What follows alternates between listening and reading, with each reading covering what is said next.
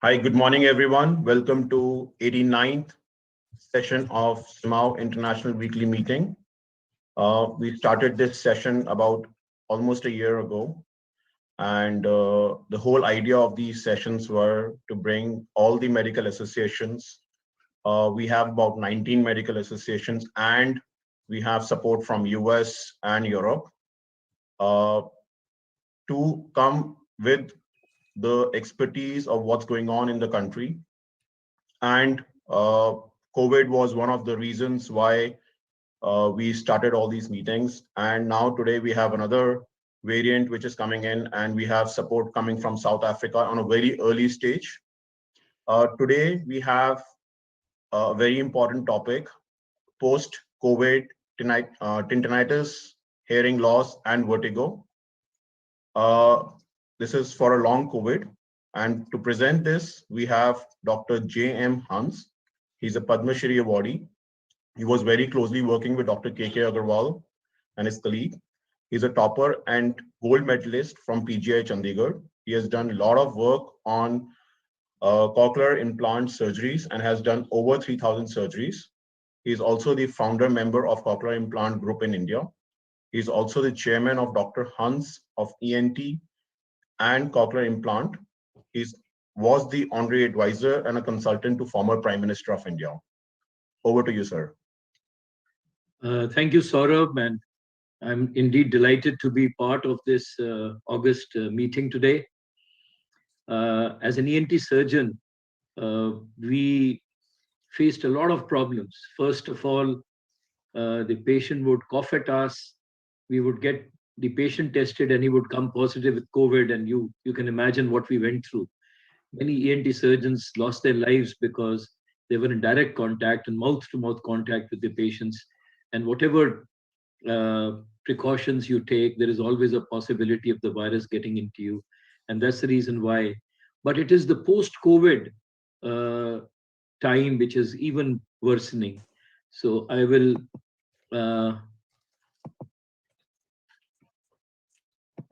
start my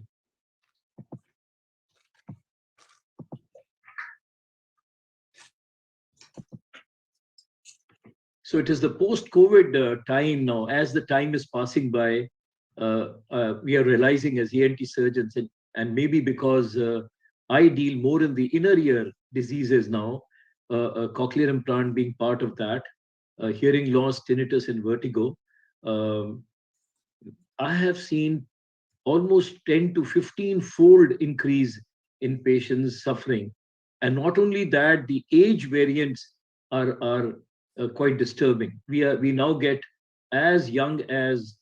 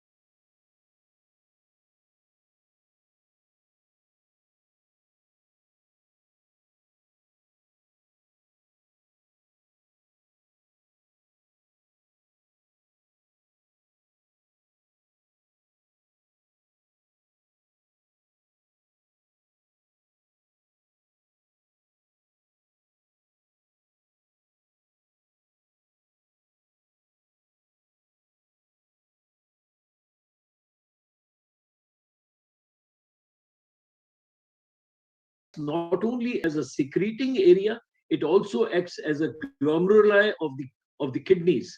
And that's the reason why we will all know that embryologically, both the kidney and the inner ear derive from the same germinal epithelium. And that's the reason the stria vascularis also acts as glomeruli where the endolymph gets absorbed and a fresh one is then formed. But there is another way this endolymph gets absorbed, and that is by the endolymph going into the endolymphatic duct and then into the sac, and from where it gets absorbed. Now, the problem which we saw in the earlier viruses, we have not been able to diagnose where this coronavirus acts based primarily, but we know by the earlier viruses that it was acting at both these places, the stria vascularis and the endolymphatic duct system. So this is what we are going to discuss today, and you will have to keep this in mind, the inner structure of the cochlea and the embryology of the cochlea. That's pretty important. So whatever is happening inside the cochlea is why it happens. That is what I'm going to tell you today. Now, the most common conditions which I encountered in the last couple of years, few years, was endolymphatic hydrops. That means there is increase in the volume of the endolymph inside the inner ear, leading to a hydrops formation. And this is a prerequisite of Meniere's disease. Now, Meniere's disease, we call it Meniere's when it is, when it has the four triads of what it is, and I'll let you know shortly when I discuss about that.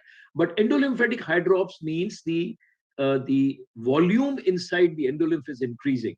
Now you can imagine that if you drink too much of water, your stomach starts aching, and then you have other problems. Similarly, when the endolymph in the inner ear starts increasing, and if it is in the cochlea, the first symptom would be of fullness, pain, a kind of a deep-seated burning sensation.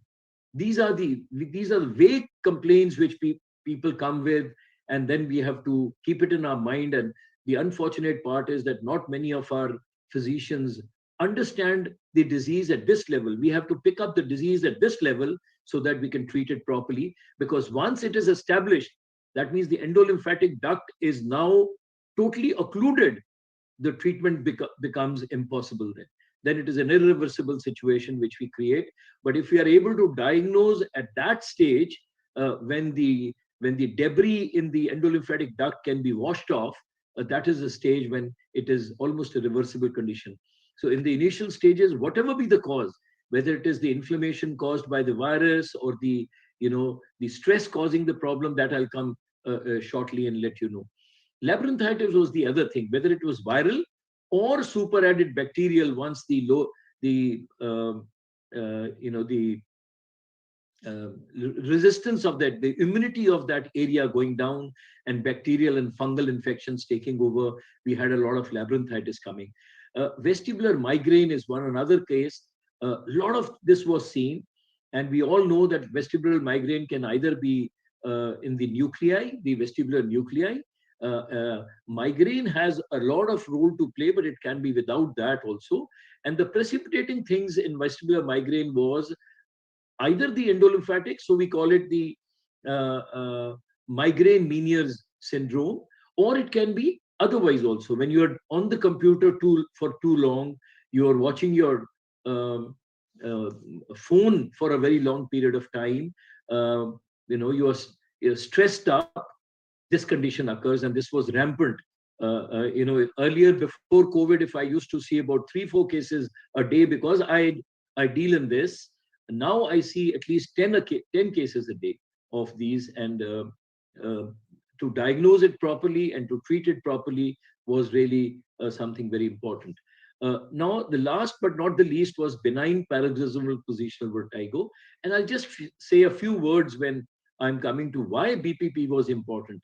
We all know benign paroxysmal positional vertigo by the involvement of the posterior semicircular canal, and we used to do applies. Now things have changed. Now we know that it could be in any canal, it could be multi-canal, it could be bilateral, and that's why the maneuvering exercises what we do for treatment varies. There are about 15 kinds of BPPV, and there are 15 kinds of maneuvering exercises what we have today, and that is why it is very important to pinpoint where exactly BPPV is so that we can do. I will talk about, when I talk finally about the etiology and treatment of this, I'll talk only about endolymphatic hydrops and just touch the other cases because they are not so important. They are diagnosed by an expert only, but can be diagnosed even if you don't have the sophisticated instruments what we have in our clinic, and I'll let you know about that.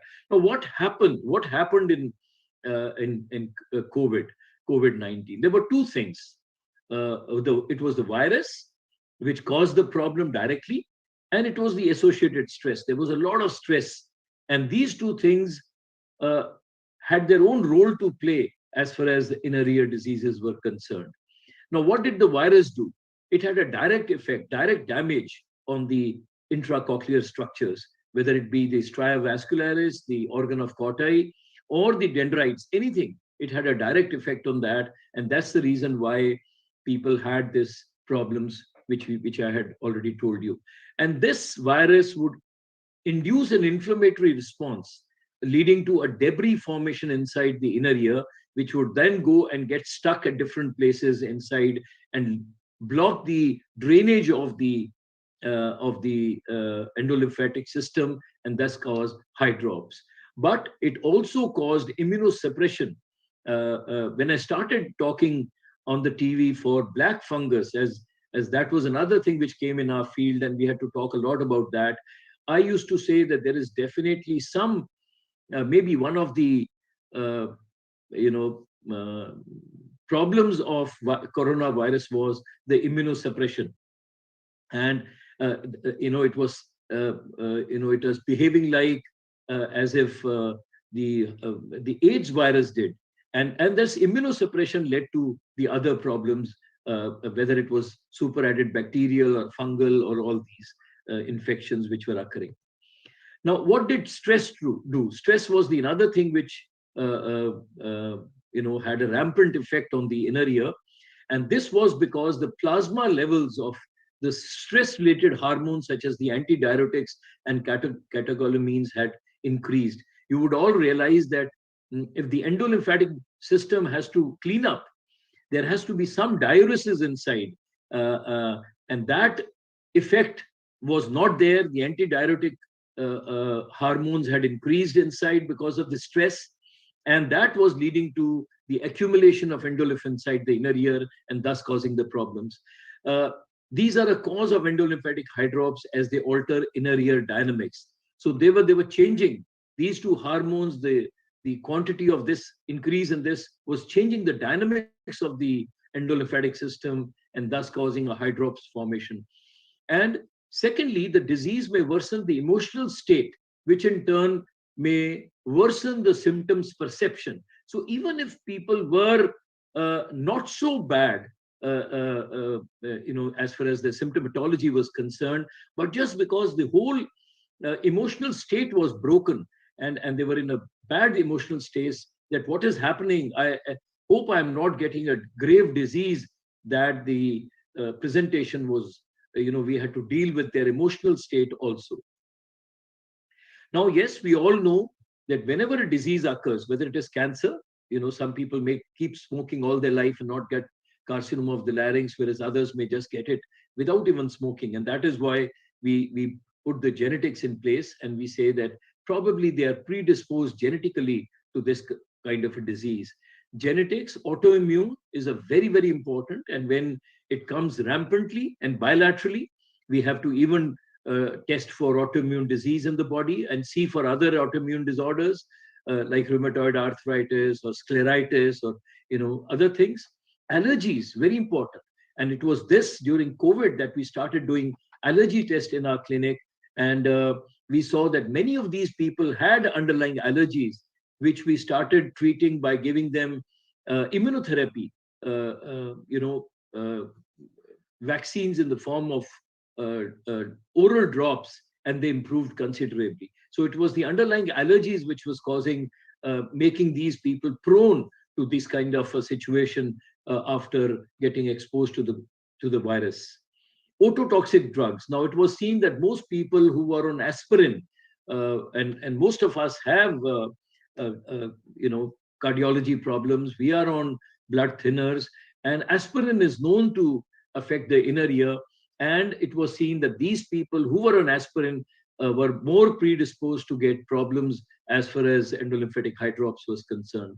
And last but not the least, the hormonal imbalance. We will all realize that the estrogen level, I mean, I remember when I was a young boy, I was told that it is the menopausal stress which led to diseases like endolymphatic hydrops. And we used to see the ladies in their late 50s during the menopausal time that these things would happen. But now it is everywhere.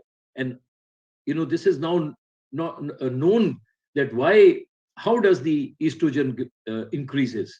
Now, high estrogen levels may lead to blood viscosity increasing, and this may lead to the sluggishness of the blood flow in the stria vascularis. That means the absorption of endolymph in the stria vascularis, because of the sluggish movement of the blood inside the stria vascularis, would lead to the hydrops formation. So this is the transverse absorption of the endolymph. That means it is formed in the stria vascularis, but then absorbed also, and that's the transverse. The longitudinal flow of endolymphatic hydrops is when it is formed in the stria vascularis and goes and gets absorbed into the endolymphatic duct system. And the low estrogen may lead to weakening of the otoconia, thus giving rise to symptoms like BPPV. So that means hormones had a great role to play. And what was happening to these hormones was that stress uses up most of the progesterone. Stress uses up most of the progesterone to manufacturing the stress hormone cortisol. So that means the levels of progesterone goes down in the body, and there is a comparative increase in the estrogen, which then causes the problem. And the similar thing we were seeing in menopause also, where the progesterone was decreasing and there was a relative increase in the estrogen levels. So hormones again were one thing which were directly being affected by the stress associated with the viral disease, coronavirus disease, what we had. And this was also to be looked into. We now do the estrogen progesterone levels and then treat the patient accordingly. If they're young and losing a lot of progesterone, that means comparatively the estrogens are going high and they're not getting better with the treatment. We also do the progesterone level, hormonal levels, and then substitute the hormones which are not there accordingly. Now, I'll come to the disease per se. This was what happened, whether it was the virus or the stress associated. But what happens in many years, I'll just give you a little idea so that you understand. You can diagnose it at the right time and treat it at the right time. At least the basic treatment can be done at the right time. Now, the three major things of Meniere's disease is episodic vertigo, fluctuating hearing loss, and roaring tinnitus. But it is the blocked ear, the initial symptoms, which are the most important, and we'll have to pick up a patient. Most of the blocked ear are treated in the form of station catarrh. No, it is not like that. If you see the tympanic membrane absolutely normal, if you find that the impedance is normal, it is not a case of station catarrh, and your mind should go into that probably this patient has some other disease. Now, again, causes are genetic, vascular, viral, allergy and autoimmune, environmental, increased salt intake and increased water intake, secondary endolymphatic hydrops. We in the Asian part have a lot of middle-ear diseases during the childhood because of wrong feeding habits by the mother into the infant. And right from the beginning, we'll have a sclerotic mastoid, unlike children in the Western countries where there is a lot of cellular mastoid. The whole thing is open. So when the endolymphatic duct passes through the Trotman's triangle through the Trotman's triangle in the mastoid, and if the mastoid is contracted, there is always a chance that a little inflammatory debris which will get into this endolymphatic duct would block the endolymphatic system. So that means we Asians are more prone to this kind of a disease than the Westerns, where there is a big skull, there is a big aerated mastoid, and definitely these things are not there.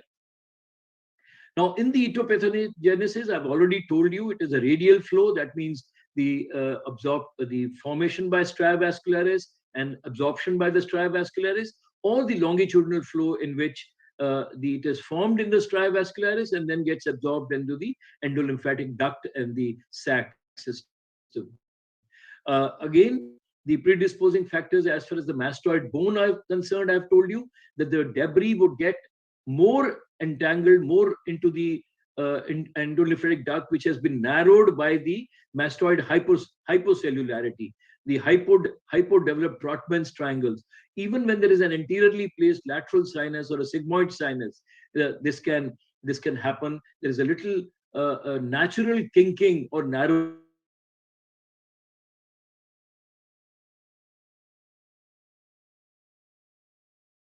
formation of endolymphatic hydrops.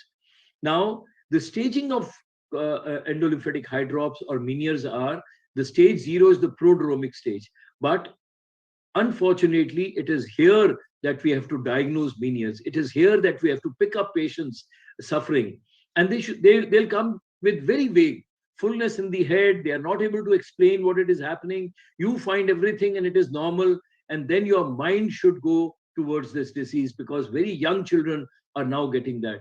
The stage 1 is the fluctuating stage, when there is fluctuating hearing loss, roaring tinnitus, etc. And then comes a disabling stage. That means the active stage has died down, the tsunami has gone, and now the destruction is visible. That means the hearing loss, whatever, is become prominent.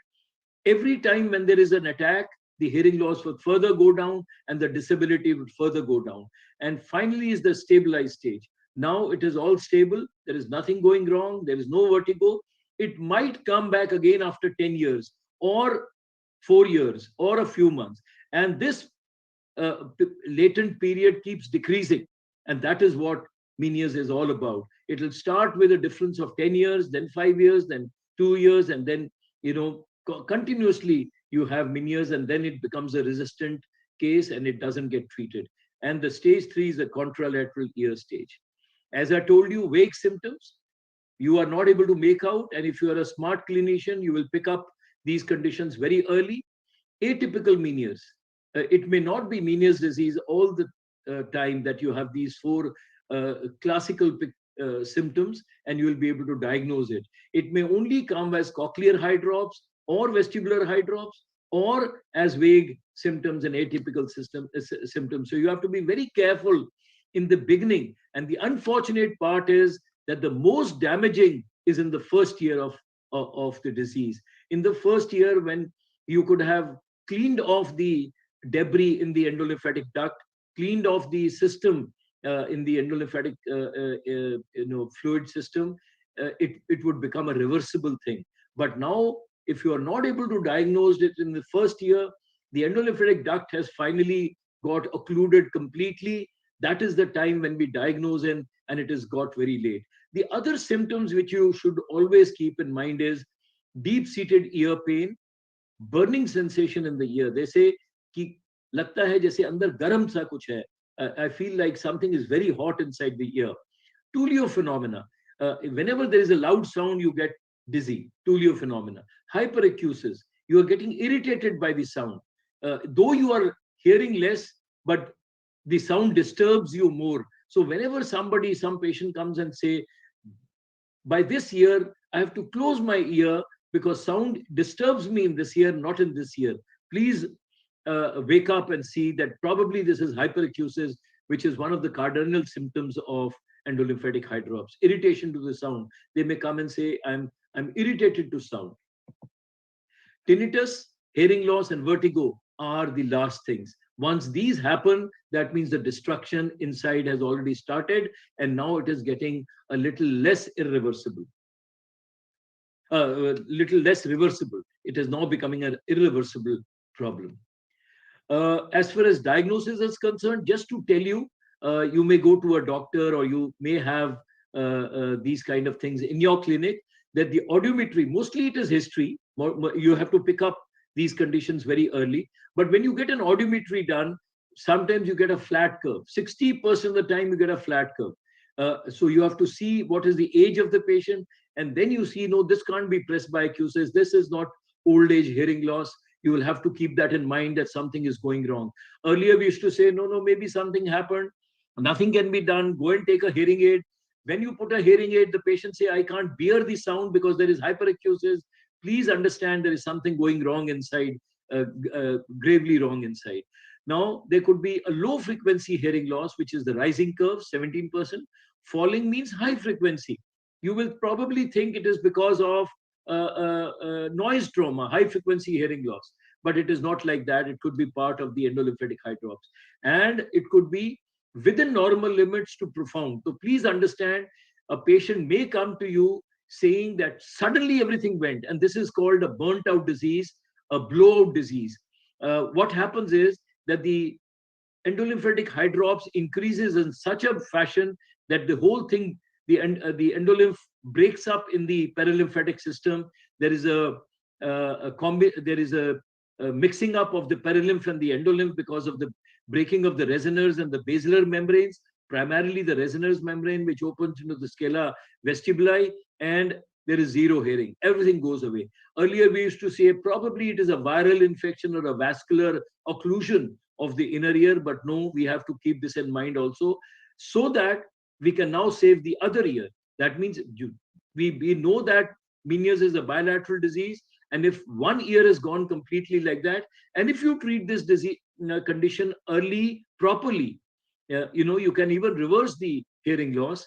CC is a very good short increment sensitivity index. ECOG and VAMP, these are the electrophysiological tests what we do in our clinic, and these are sure shot. If ECOG is positive or VAMP is positive, that means it is a case of endolymphatic hydrops, and we have to treat it accordingly.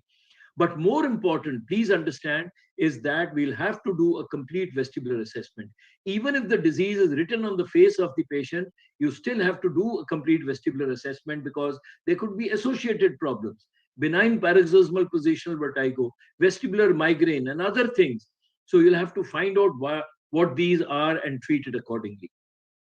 We have a very good vestibular lab in our clinic, which can really pinpoint the disease and treat the patient properly. This is important not only for the purpose of ENT, for neurology and others also, for physicians also, because these patients come to all of us and we have to diagnose it. When I was running the vestibular clinic for 20 years in my hospital before I retired, we would say 80% of the diagnosis done by history. And that was the reason that only 20% of the patients were treated properly. And now we treat 80 to 85% of the patients guaranteed, because we are able to diagnose that thing properly by these latest machines, whether it is a rotating chair, whether it is VNG, calorics, whatever we have. And we have a habilitation center, vestibular habilitation area in our clinic, where if one of the ear is gone dead and there is inequality of stimulus coming from both sides of the ears, then we have habilitation where we adjust the brain according to this deficit, and they are able to have a good balance later on. Now, just a word about paroxysmal. I was telling you that paroxysmal positional vertigo, either the otoliths could be in the canal, when we call it canal lithiasis. It could be in the cupula attached to the ampulla. We call it cupulolithiasis. Now, these VNGs and all these can pinpoint whether it is canal lithiasis or cupulolithiasis, whether it is the posterior canal, the lateral canal, or the anterior canal, whether it is the right side or the left side. And this permutation combination makes 15 different kinds of benign paroxysmal positional vertigo, or it could be a multi-canal BPPV. So please understand, Eplase is not the answer for everything.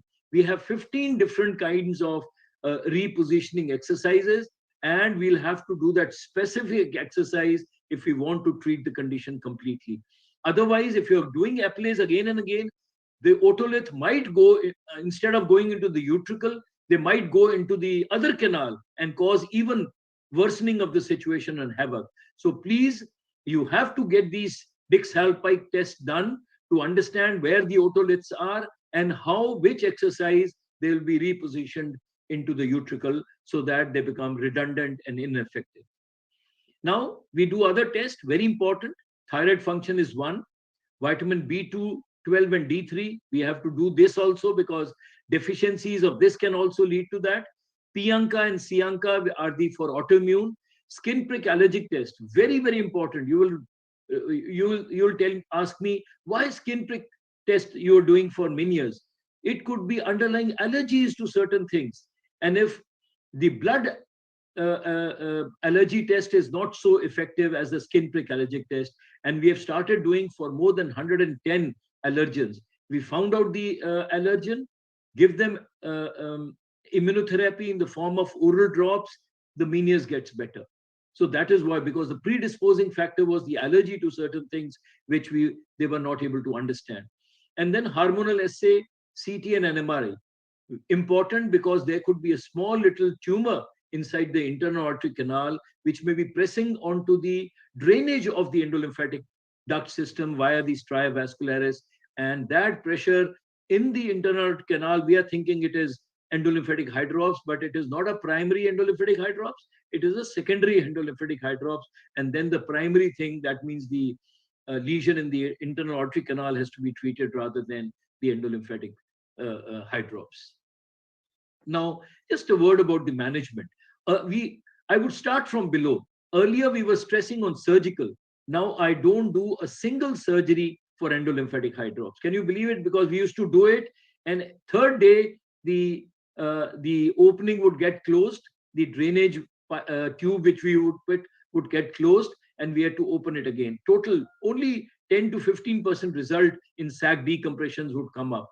Mennett's device, that is the vibrator, no, it doesn't have much effect, even in the smaller cases. Psychotherapy, very important. We have to make the patient understand that the disease is still early and treatable, and we treat the patient by drugs and intratympanic steroids.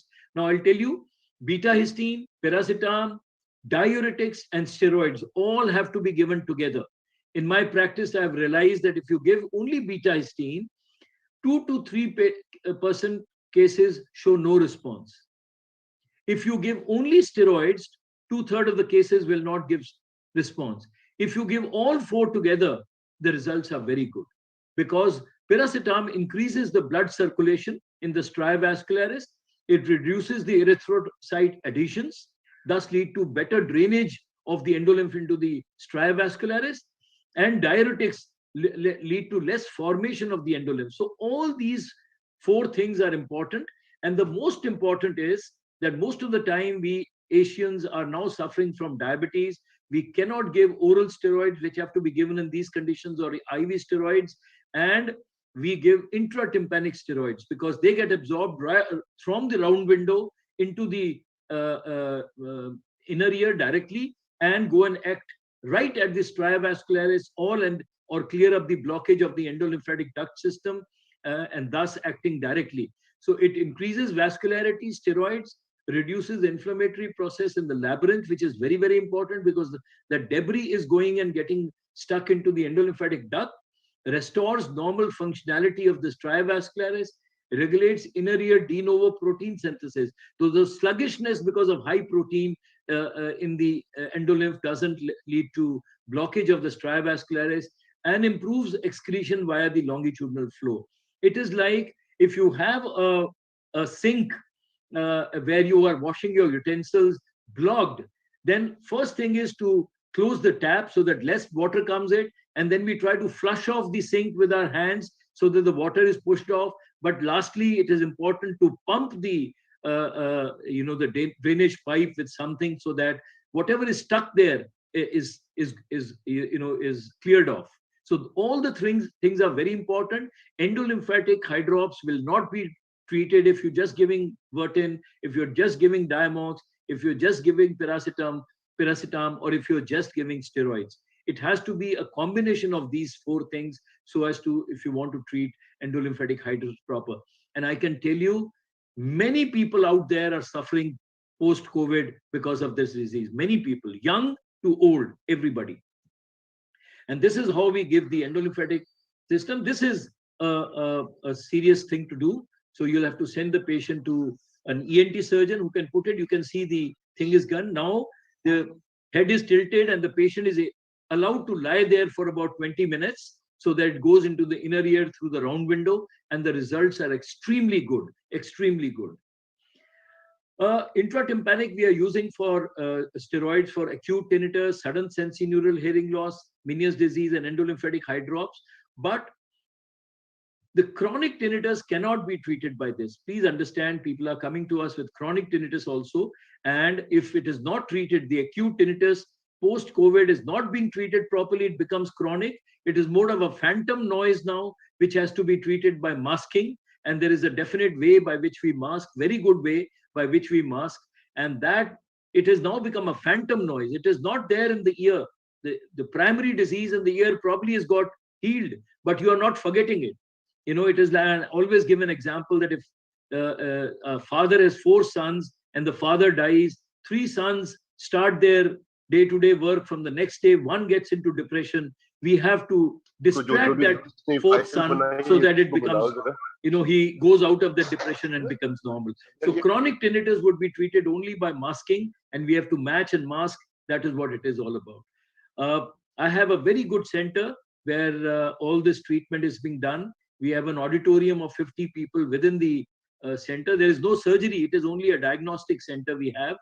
And we are doing skin prick allergic test, all VAM, CHAMP, ECOG-G, BERA, ASSR, everything is done here. This is a skin prick allergic test, the VNG, everything is done under one roof.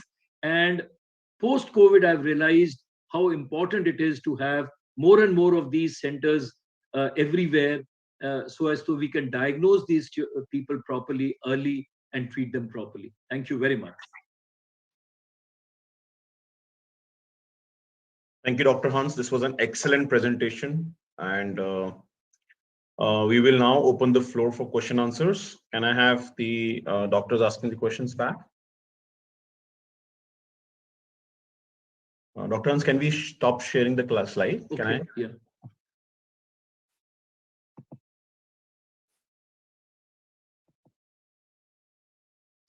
Yeah, hi. So the floor is open for the question answers.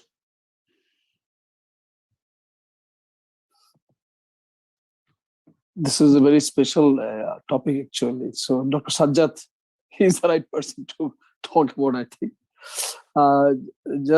Can I have just one question, actually? When you are telling the mental stress is causing the increment of the antidiuretic hormones, so it will have the systemic effect also. Can you just enlighten us? Definitely. I have seen, and I used to purposely ask the patient, do you have pedal edema? See, the problem is that most of us Asians are suffering from some cardiac problems always, whether it is diabetic, cardiopathies, or otherwise. But you never know. You never know that these antidiuretics are there. They are not able to, and the ear and the kidney are both embryologically, they derived from the same germinal epithelium. So if this can happen in the ear, definitely it can happen in the kidney also. And people may be suffering from these kind of situations, a pedal edema, puffiness of the eye. I'm sure they would be, but as physicians, they would be able to tell better rather than me. Thank you so much. Thank you. It's really very interesting and very useful topic you. Thank you. Thank you, Dr. Thank you so much. Thank you very much. So kind of you. Yes, Dr. Ashok Gupta. Thank you, Dr. Hans. Wonderful presentation. Thank you, sir. Thank you. I just was wondering about the role of intratemporal, intramembranous Tympanic, sir. Yes, sir. Very important. I think is a wonderful thing, because I personally experienced with one of my very close relatives. He had a hearing loss post-COVID, and he was suggested all sort of procedures. Incidentally, one of my colleagues suggested, though, we should not do all that oral steroid and systemic steroid, and he suggested transtympanic steroid. and there has been almost 99% recovery of the hearing. And so you would believe that we understand that there is some vascular problem in the inner ear. That means the oral steroids, what we are giving in so high quantity, may not be reaching that area where we need the steroid, and it is affecting the body per se.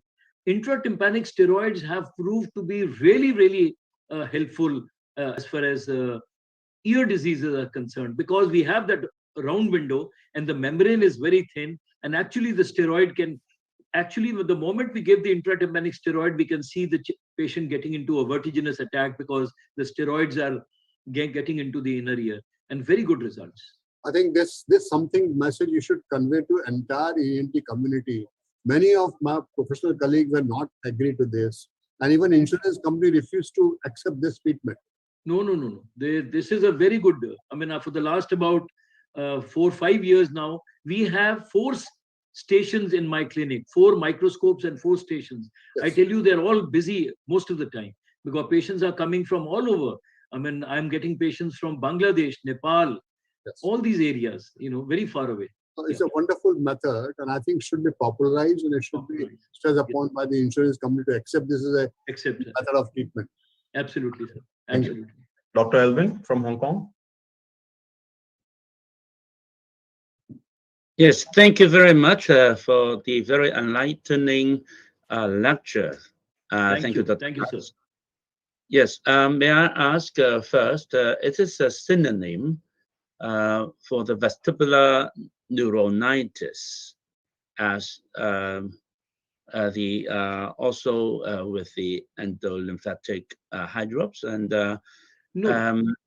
And are there any viruses implicated in the causation of any viral origin infection, or is it a post-infectious thing? And thirdly, then, when there is the history of viral infection beforehand, so would we think that that could be related? I mean, for the acute one, not for the chronic one, or anything like a acute on chronic presentation.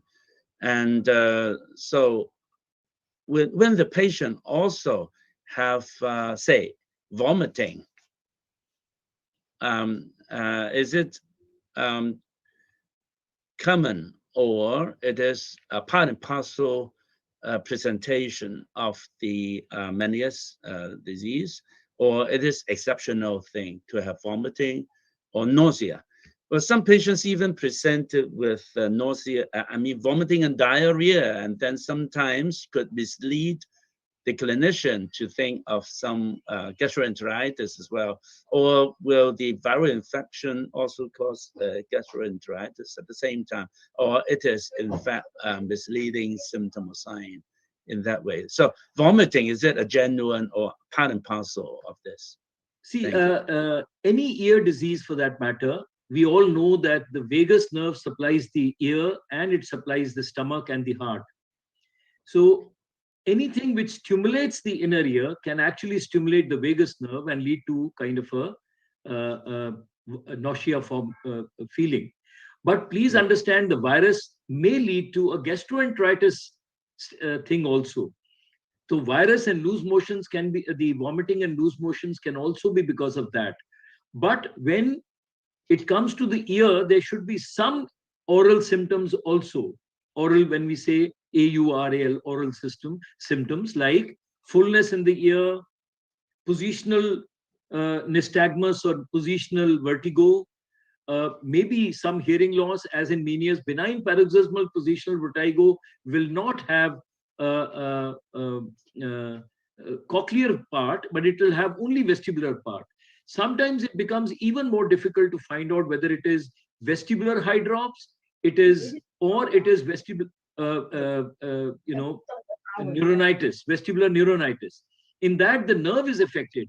And when I showed you the first slide, there are viruses which affect only the dendrites, whether those dendrites are coming out from the cochlear part or from the vestibular part, because the vestibular part of the nerve is different, and the cochlear part of the nerve is different of the 8th nerve, but they could be arising from those dendrites. So if the virus has affected only the vestibular neurons, it can present as vestibular neuronitis, but because the vagus nerve also gets stimulated and there is vomiting, it can be there. But please understand, to say whether it is gastroenteritis, viral, or inner ear viral disorder, we will have to see other things. The symptoms pertaining to the ear could be present, like positional vertigo, or blockade in the ear, or tinnitus, or hearing loss. Yeah, thank you. In fact, I had joined the lecture late, so I had missed the first few slides. Yeah, that slide I showed. See, all these viruses, the upper respiratory viruses, whether it be measles, mumps, rubella, cytomegalovirus, HIV, herpes, all these have a predilection for the inner ear. And in my first presentation, I said that these viruses affect different parts of the inner ear. Some affect the stria vascularis, some affect the dendrites, some affect the other parts, and at the moment, we don't know what corona is doing, where exactly in the inner ear corona is affecting. Maybe later on when we do research, we'll be able to pinpoint where it affected. But yes, it can affect any part of the inner ear and thus lead to different diseases, which I enumerated. Yeah, thank you very much. I would be grateful if you can allow us to have your slides again in the PowerPoint form, if you can allow Saurabh to send us. We can request Saurabh Agarwal to put it on the net, the whole lecture, so that anybody, anytime can, download it. Yeah, thank you very much. Thank you. So this is live, and we will send you the link and the presentation after this thing. Dr. Salma from Pakistan. Assalamu alaikum. Walaikum salam. Ji Kaisar, Dr. Kaisar, take over. Hello. Hello. Yeah, Dr. Sajjad, you're saying something? Yes. I just missed because of the internet problem. Did you ask something? No, you were unmuted, so we thought you were asking a question. Okay. No, it was very fantastic. I just want to say that Dr. Hans is presenting a fantastic and providing the fantastic information to us. My observation is, Dr. Hans, is that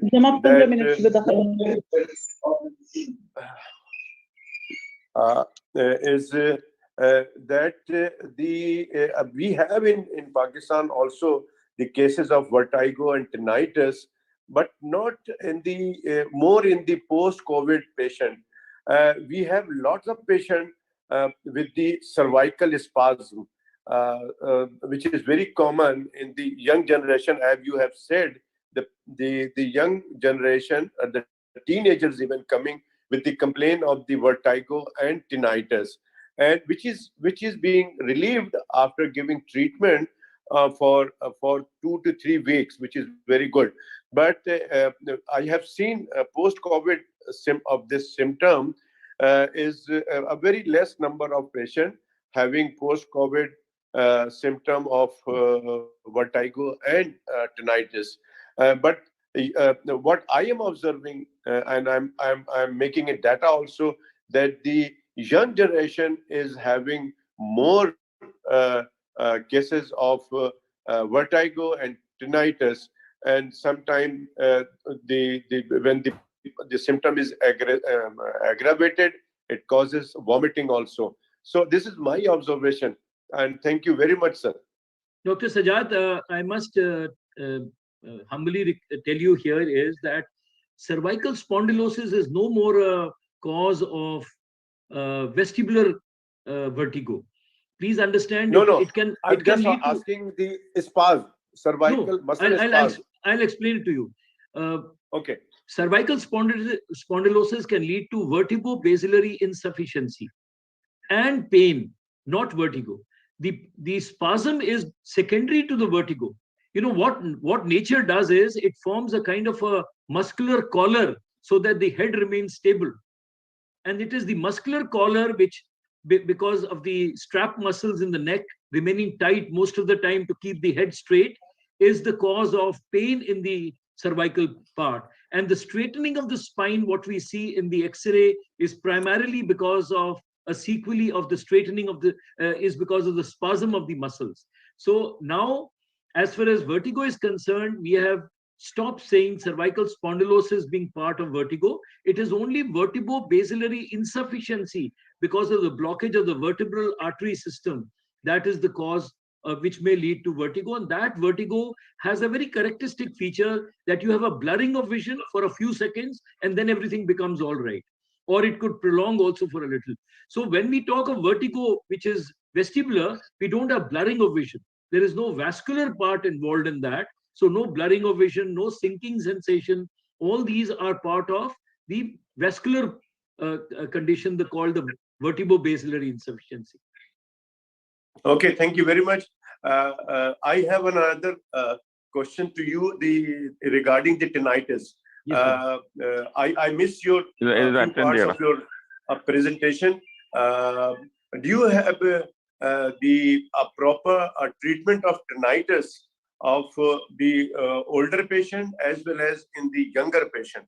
Achha, no, I told there, sir, Dr. Sajat, I told that acute tinnitus, which is because of the distension of the endolymphatic system and stretching of the neural element inside, can be very well treated by diuretics, by intratympanic decadron.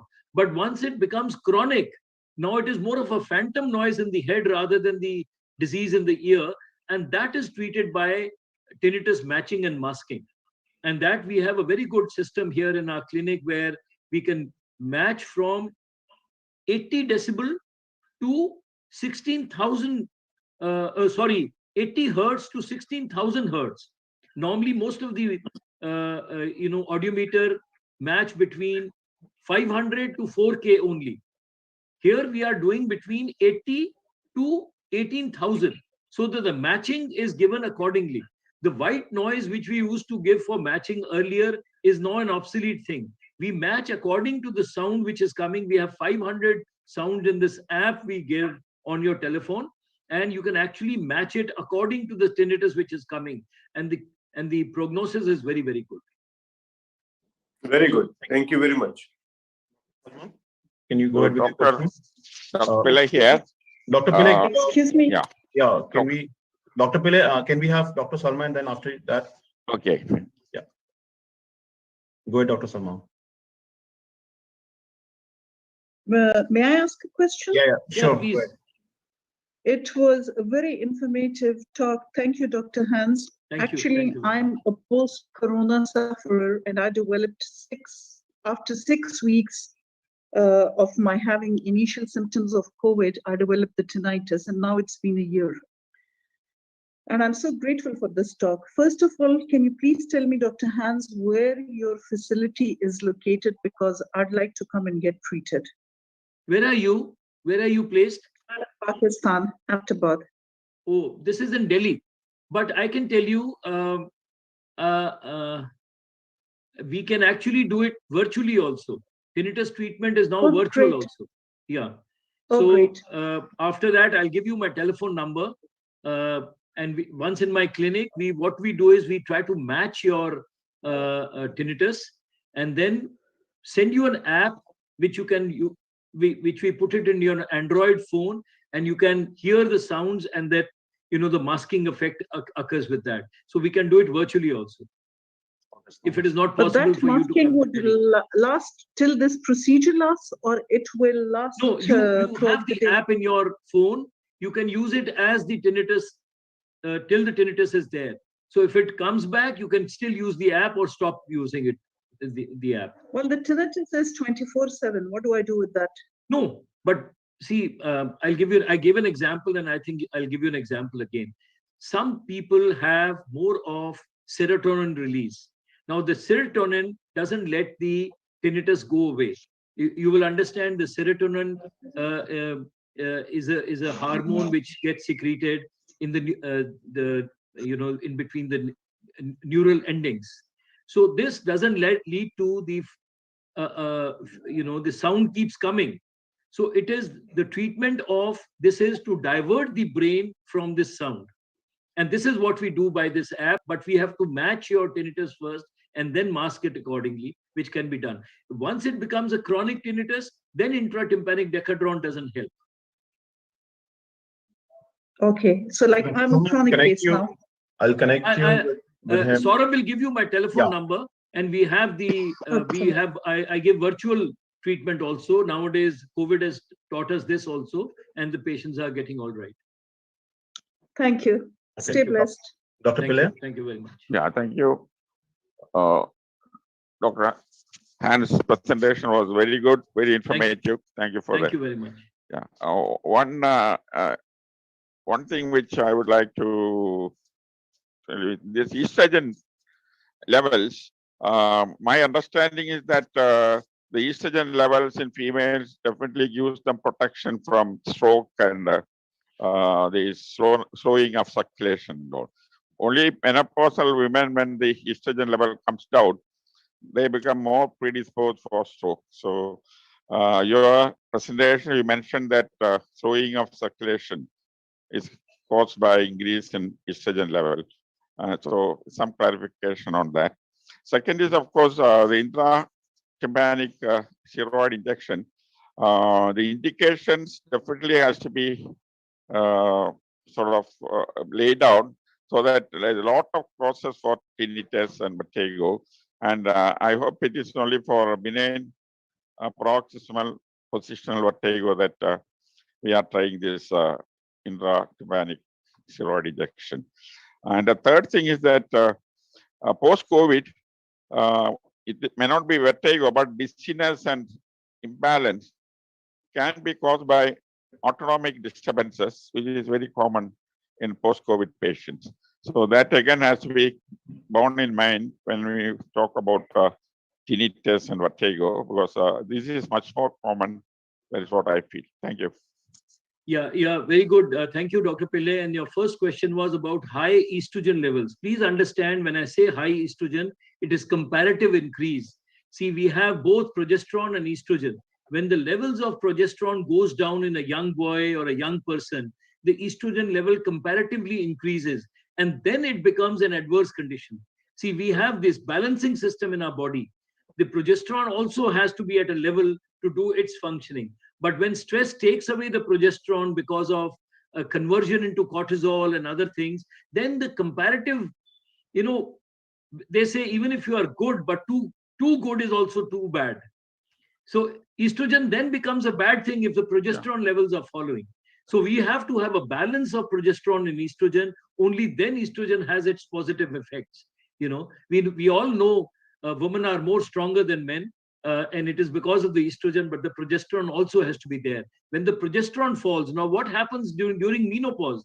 There is a natural decrease in progesterone, and that's why a comparative increase in estrogen, and that's why they have problems of menopausal stress in that age group, and vertigo is one of them. And it is the endolymphatic hydrops which occurs because of high estrogen levels. Because of the levels of progesterone going down. Please understand, when I say more estrogen doesn't mean estrogen going, you are giving estrogen for some reason, like fertility purposes, etc. Then also women would suffer from this disease. So it is the comparative disbalance between the two which is causing the problem. Okay, thank you. The second was, second question, can you just tell me again? Intratympanic. Intratympanic decadron is a very good thing, but please understand there is always a problem with any kind of treatment we are giving as humans. Now suppose if there is a double layer on the round window, there is a round window membrane and then there is a thick mucosa. The steroid may not reach in that period of time we are putting the patient for 20 minutes, but definitely some would go. It will it will go through the mucosa and then into the round window and then into the inner ear, but it will take some time. So these are the patients who will have to be given more intratympanic injections rather than a few who get better with just 2 or 3 only. So that is what intratympanic is. And intratympanic decadron, the side effects of decadron are taken away. The oral side effects, acidity, water retention, diabetes, all these are taken care of when you're giving intratympanic. The results are very good and the effects are very good. Please also understand that most of the time we are saying there is vascular occlusion, maybe one of the causes of the disease. And when we are giving steroids, the steroids are not reaching the stria vascularis. So we are just giving steroids, and steroids are causing their side effects and not the desired effect we want. That is what it is. Thank you. Thank you. Any other questions on the floor? Dr. Nisha, you have a question. You have raised your hands. Good morning, colleagues. I'm Dr. Nisha Jacob. I'm a public health physician at the University of Cape Town in South Africa. I attended this webinar because I myself am a patient having recently suffered sudden sensorineural hearing loss and tinnitus. But as a public health physician, I'm also a keen vaccine advocate, and I've been strongly promoting vaccine use. However, there's a growing number of anecdotal case reports of vaccine-related hearing loss and tinnitus. And personally, I have not had any evidence of COVID in the past 2 years of the pandemics. I've never had COVID. And I just wondered your thoughts, Dr. Hans, was a really fantastic presentation. I just wondered your thoughts on the recent reports of hearing loss and tinnitus related to any of the vaccines in the absence of a history of COVID. Dr. Nisha, I will not be able to comment more because these are people on the field and the ICMR people in my country who are finding these things. But definitely people have come to us who had this injection, but we were not able to make out whether it was the injection causing the problem or the COVID causing the problem. We did not go into that, but that's a very good study. And I think we can go into that also, maybe ring up our patients back and find out if the problems were because of after getting injections. But we would realize that once we give the injection, we are trying to create the same scenario of COVID situation, if not in that way, but definitely in a subclinical way. And it can, this virus or whatever toxins you put inside to get the immunity can also go and affect the inner ear. It can definitely happen, and I think more needs to be studied in this. Thank you very much. Yeah. Thank you. Dr. Charu? Yeah, I'm a senior microbiologist. I just want to make a comment on Dr. Sajad, who narrated that his younger patients are getting vertigo and tinnitus and no COVID. But I really wonder, because in young generation, it is mostly asymptomatic, and we may not have tested them. If we do later, even the antibody level study, then majority of them you will find that they are antibody positive, and we never knew that they are suffered from COVID. So this may be the reason. Okay. Because in Delhi we have done study, and without even symptoms, patients are antibody positive. It means they were having COVID, but they didn't show any symptoms. Just a remark. Thank you, Doctor. We have some questions on the Facebook where one of the gentlemen has asked, is the medication a long-term treatment advisable for tinnitus and vertigo? No, I don't think so. We have to stop the medicine as early as possible. We are giving piracetam for a longer period of time because it increases the vascularity of the inner ear, which may have got hampered. Very difficult to say for how long, because what we are doing is we are going by the symptoms of the patient and what the patients are telling us. If after about a few weeks, 6 weeks or 8 weeks, they say we are absolutely fine, we tend to taper it and stop it. But if they say, no, we still have, many of my patients, had the symptoms recurring after the medicines were stopped, particularly the piracetam, because this leads to, increase in vascularity of the inner ear. Then we asked them to start again, and they were better again. So for how long we are studying, we are giving it for very long.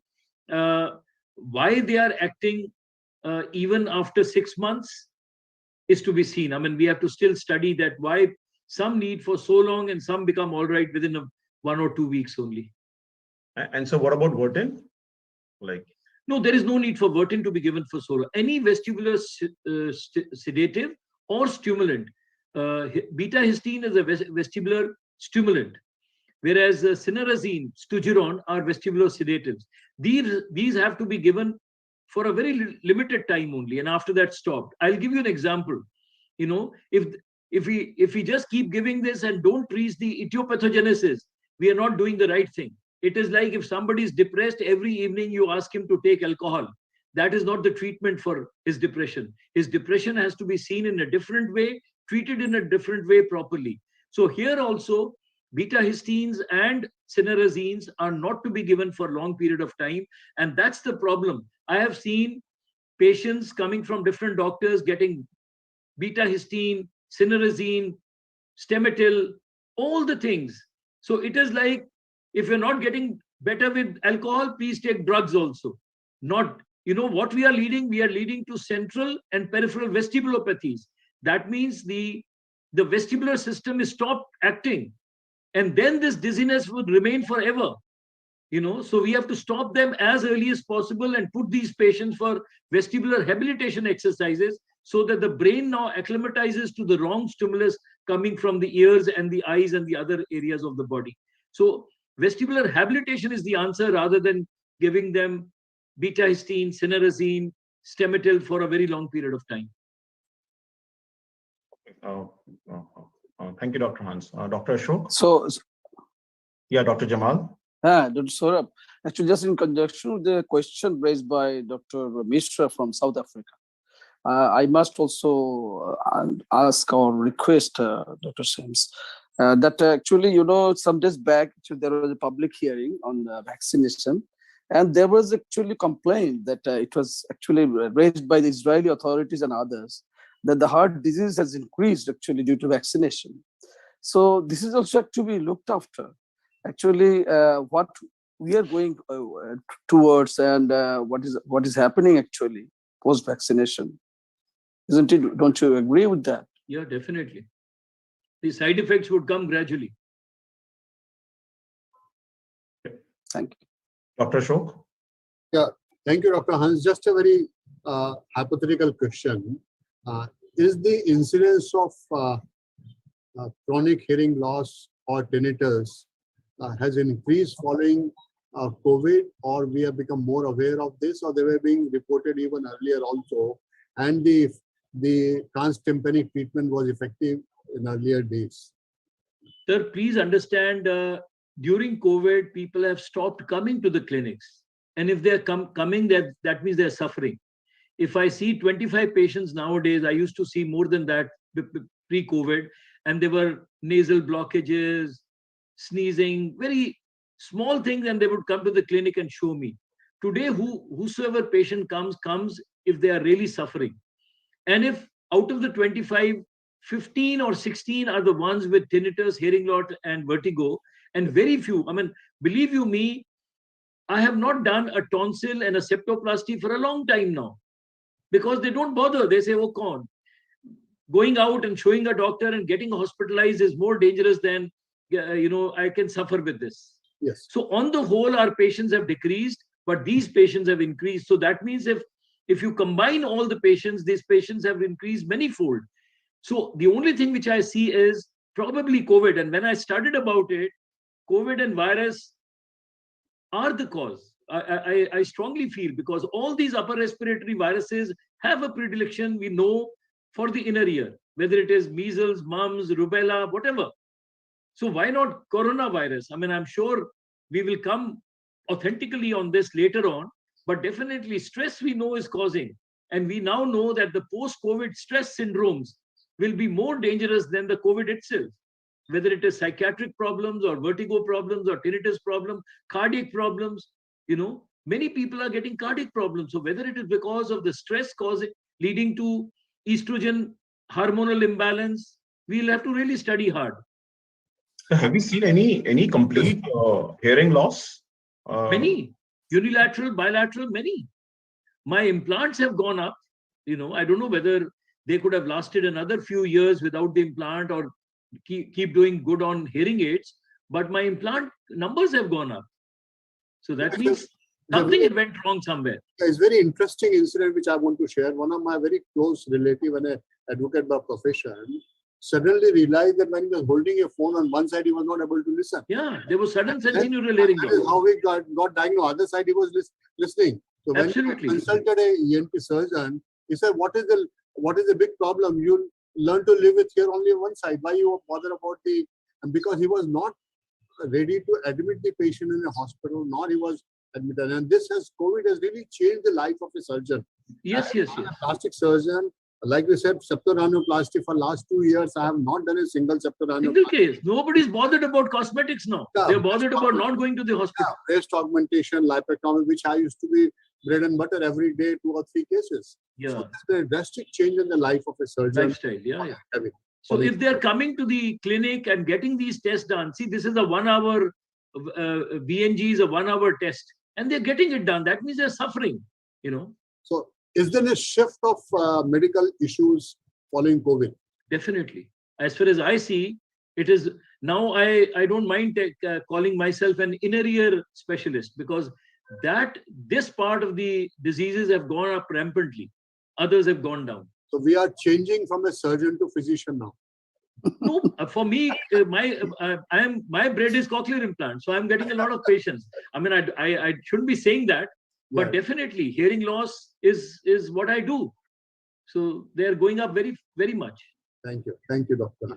Thank you. Dr. Pillai here. One observation: there was some discussion on adverse effect of vaccine.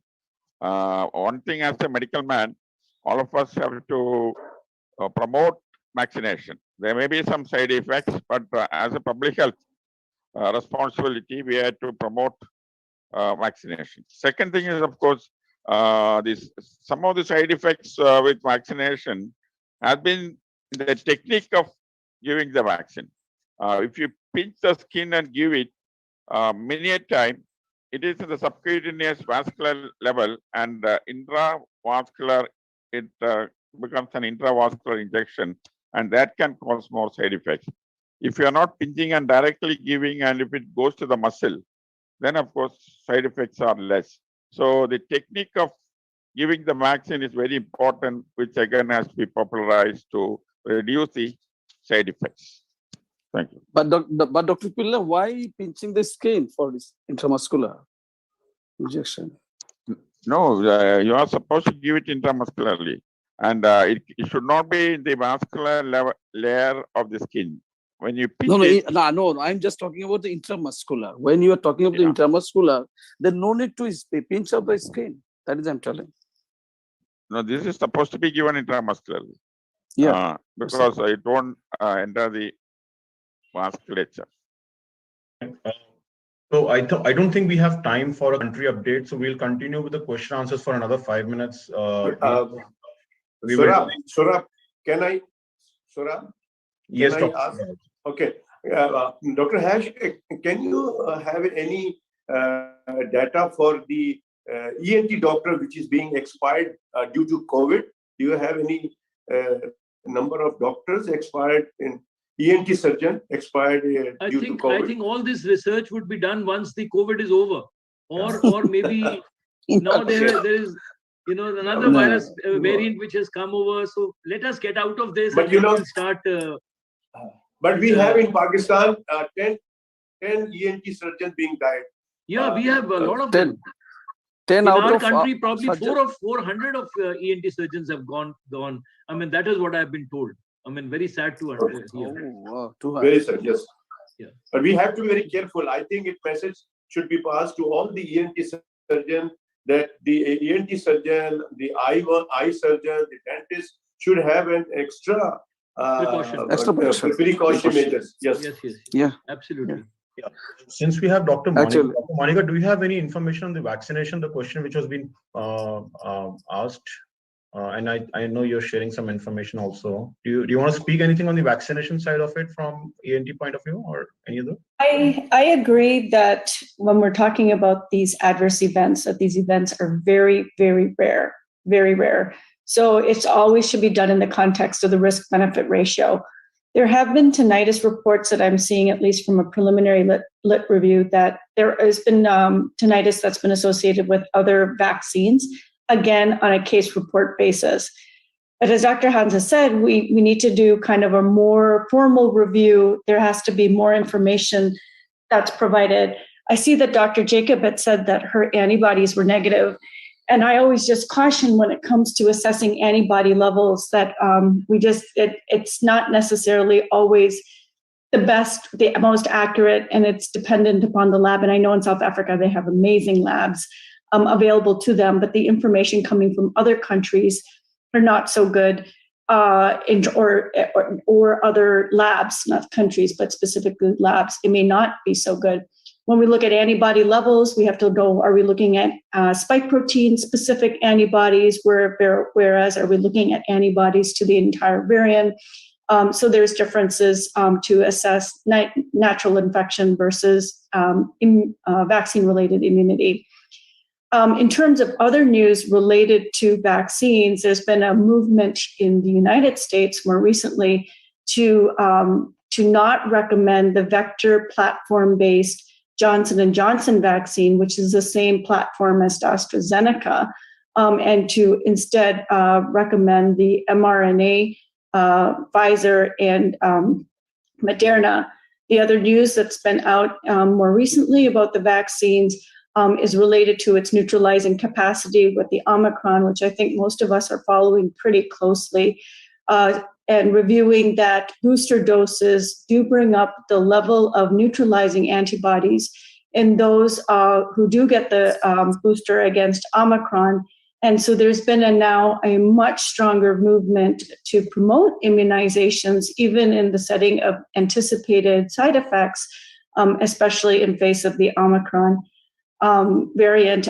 We are seeing a doubling time now of 2 days in major cities like New York that's been reported. There are multiple segments that are reviewing the concern related to the Omicron spread. And we are experiencing a very, very distressing surge in terms of hospital bed utilization, because even if the numbers of people who are infected are much higher, the number who have received the booster dose is very low. And so this virus has now taken a foothold where it is rapidly spreading, rapidly duplicating, and we don't have the level of vaccine community immunity. There was I think on December 8th, there was a Norwegian party. There was, I believe 120 participants at the party. They were all tested negative going into the party and they were vaccinated. And I heard something like 70 or 80 people came out from that party infected, and they all had Omicron. So any discussion that we have related to the infection versus the risk of immunization, as Dr. Hans has alluded to, we've seen many more cases of tinnitus related to the infection, and the infections related to the vaccines or the tinnitus related to the vaccines are still on a case-by-case report basis. That could also reflect that we've just not reported it, or it's not been understood to be reported. I think that we're in constantly evolving information. I think the information continues to evolve on I feel like an hourly basis. So I hope that was at least a fair assessment of where we are at this point in time. Thank you. Dr. Monica, can you just tell me, the WHO Secretary General had just cautioned that although it said that Omicron is a mild infection, but the number of hospitalizations will be increasing. He is expecting that. Is it just proportional, or it is related with the comorbidities? Who will have the comorbidities and go for the hospitalization? What do you think about it? Okay, so there's two things that are going on right now. The patients that are hospitalized are mostly those of Delta, right? So we're still in a Delta surge right now. So as Omicron spreads to many, many more people, even if, say, for example, if the hospitalization rate for Delta, and I'm making up these numbers, are 1 out of 100, and hospitalization rate for Omicron is 1 out of 500. However, if we infect many more people, then the denominator is so large, so will be the numerator, even if the numerator is much smaller. So we are losing this time race because we need to really make sure that we have vaccinations available, booster doses available. We have Regeneron monoclonal antibodies available. There's another product that's specific that works for Omicron. It starts with the letter S. I can't recall its name right now. There's not enough doses of that. There's a new Pfizer pill. They barely have hundreds of thousands of pills available if it becomes completely approved. So I do believe that we are right now at the edge of a cliff, and especially with the holiday season and people who have made travel plans and are continuing to making travel plans, that it'll be interesting to see whether or not we are actually right up at that cliff, or if there's a little bit of room where we can say that, okay, we can see it, but we're not going to jump over.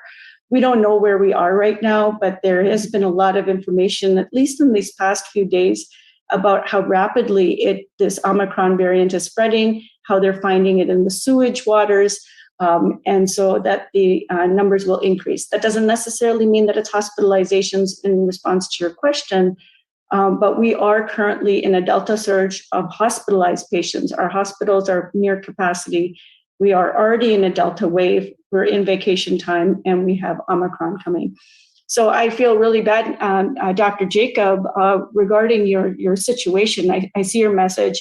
You said that your N antibodies were negative 3 weeks post, and you had sudden hearing loss, and your S spike antibodies were positive, and this was assumed to be vaccine derived.